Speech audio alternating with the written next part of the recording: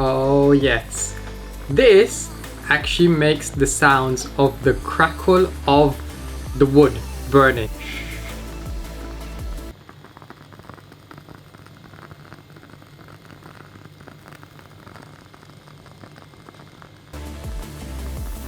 Oh, that sounds good, isn't it?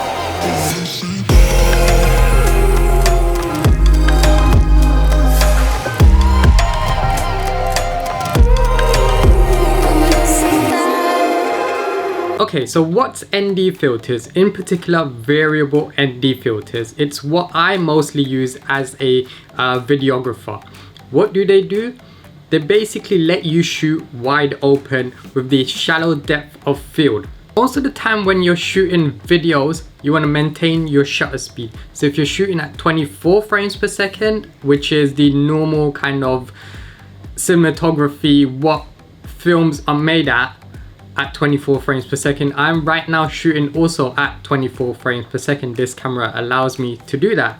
Some cameras don't. They can let you shoot at 30 frames per second. Some let you shoot at 60 frames per second. But whatever frame rate you shoot at, whatever frame rate you video yourself at, or your objects or whatever you're videoing, you need to maintain your shutter speed. It's the double your frame rate. So if I'm shooting on 24 frames per second, I need to maintain the shutter speed of 1/50th. That will give me the most natural motion blur. Now, if you don't maintain that and you shoot at 1/60th or 1/80th or whatever you want to shoot at, it might look okay on your camera. However, when you put that footage on a larger screen and look at your monitor, most of the time you can tell, if you're a videographer and at a professional level, that your footage is jittery. If someone looking at it might think, okay, something's not right here. Your motion blur ain't gonna be correct. Right now, motion blur, for example, I am talking a lot with my hands. Configuration of my hand gestures. If my shutter speed is not maintained at 150, this motion blur that I am doing with my hands, these gestures and my lips moving, is not going to maintain itself. It's going to look pretty choppy. So therefore, you need to maintain your shutter speed at 1/50th. Double your frame rate. And I'm shooting, like I said, at 24 frames per second. Now, where does a variable ND filter come into play when I'm making these videos? Is the fact that this room right here, this office right here, is very blown out. It's very white. So in order to maintain that shallow depth of field, if you look behind me, the light, the wardrobe, you know, everything in the background is nicely smooth, nicely kind of buttery, cooked out, lovely looking, nice and smooth footage. I'm in great focus, but however, this room is very blown out. It's very white.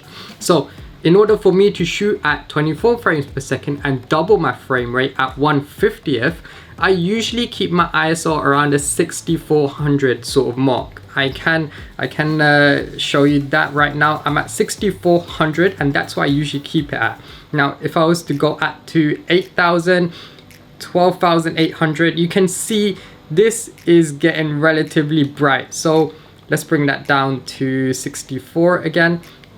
And in order to keep that there, I then need to keep an ND filter on my lens. If I was to take this ND filter off, you would see the difference. Really blown out. So do you see what I mean? Now, if I just wave this over the lens, you can see the drastic change that brings to the video. It gives you that professional look. That's what the ND filter is there for. It is absolutely magic. ND filters can be quite expensive to buy. I would recommend buying ND filters for another reason as well, is that to protect your lens. ND filters barely come off our lens as photographers and videographers. And to protect that element, I would highly recommend that you buy a good piece of variable ND filters or any kind of filters just to protect your lens in case you hit it against something like that. We spend, as photographers and videographers, a lot of money on our camera gear, and lenses are something that you want to cherish, you want to look after, not get them damaged. So therefore, against dust, against water, against the weather and stuff like that, although this these lenses nowadays are weather sealed. However, buying a good ND filter and just keeping it on your lens would do you much good deed. Okay, so a very quick video from me. So let's just round up what we talked about: shutter speed, aperture, ISO, and most importantly, the ND filter. So if you don't have an ND filter and want to make your footage look professional, invest in an ND filter. I have so many. If you want to try them out, send me a comment and I might just send one of my ND filters out to you to have a look at and actually try it on your footage, on your camera, to see how good these things are. They're absolutely magic. So if you don't have an ND filter, I would highly recommend you invest in one. Okay, I'm off to the holidays because it's Christmas. So this may well be the last maybe tutorial for the year, perhaps not the vlog, but I might just see you in a couple of weeks. Peace out.